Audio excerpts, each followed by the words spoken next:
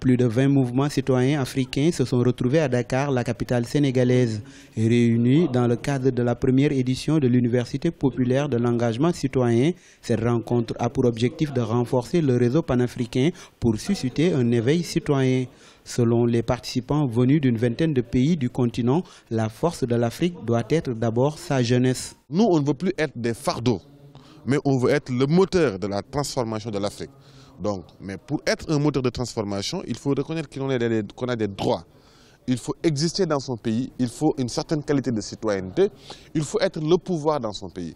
Mais si la jeunesse n'a pas le pouvoir, eh bien c'est un machin, c'est un objet à emporter et ça devient une difficulté, ça devient un problème.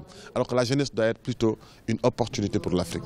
Plus de 400 représentants de mouvements africains prennent part à cette université populaire dont le thème est citoyenneté et droit de décider.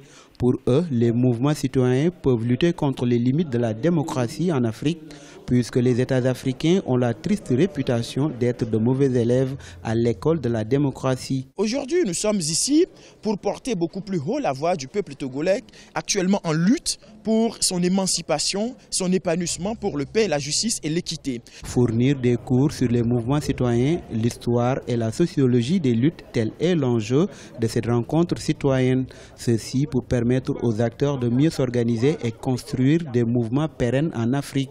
La première édition de l'UPEC va prendre fin le 28 juillet 2018.